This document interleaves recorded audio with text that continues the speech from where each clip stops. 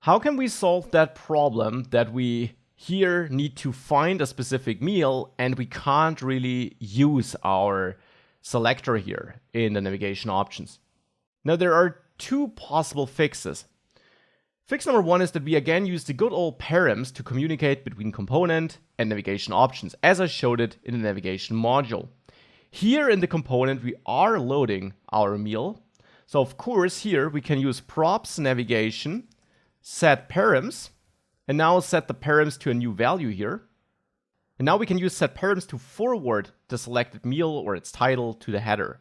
And whatever you set here as params, by the way, will be merged with the existing params, so this will not override them. So you'll not override your meal ID, which you're retrieving here. That will still be there. You're just adding something new. You're only overriding a param if it already exists in the params. So here we could add the meal title key and set this to selected meal.title. Now this means that I send these params to my header when this component renders in the end. Now, since this will change props, we would typically end up in an infinite loop. So to break this, we'll use effect here, as I showed it in the navigation module, and actually do that inside of use effect. So here we can use effect, and as a dependency, I'll specify an empty array for now, and then set params here inside of the useEffect function, and I won't have an empty array here. Instead, my dependency here is my selected meal. When that changes, I want to forward the new information to the header. Now we'll see if that works. Let's go to the header, and there we can now retrieve that from the parameters. So here I have my meal title. I can get this with navigation data.navigation get param meal title. That was the name I chose when setting the params.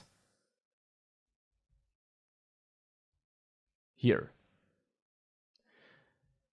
Now with the meal title selected here, we can set header title to the meal title and comment this line out because it won't work anyways. And let's give this a try. Let's save this and go to the detail page. And whilst this works, you'll see a problem. When this loads, initially there is no title, and this only pops in after a while. So only after this is fully loaded, we see that title pop in, which isn't too beautiful. And the reason for that simply is that our logic here works, but since useEffect runs after the component has been rendered for the first time, we wait for the component to render for the first time until we send the params to the title. And that means that when this transition is still playing and the rendering hasn't been fully finished, we're not really showing that title. That's why this might not be the optimal solution here, and I will comment this out. A better solution here, as cheap as it might sound, but there's also a solution which you can often use, is that you simply forward the title which we'll need here from inside the component you're coming from, so that you load it when you're in the component that will go to this component, and you send it to this component before it's loaded. So let's send the data in advance, and we're coming from either the favorites screen or the category meal screen.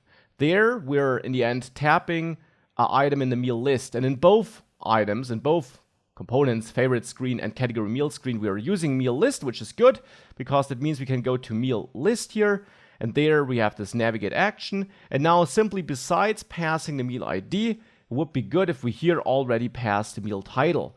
Because here we have it available, right? Item data, item title. That's our title of the meal. By simply supplying it here, we solve all the problems we have on the other screen. So that's definitely the approach we want to use here. So by setting that param here on the component where we trigger that navigation action to the meal detail page, we fixed this issue because now you see the title is there right from the start and we have no problem at all there. And the same, of course, also on Android if we give it a try there. My emulator is just a bit slow, but you can generally see it there as well. So that is how we can work with data in the header when we need it from Redux. And with that, we have a solid first state. We're able to use our Redux data. What we're not really able to is change it. So that's the next step. We want to add some logic so that we can change the data, that we can mark favorites, and that we can filter our data.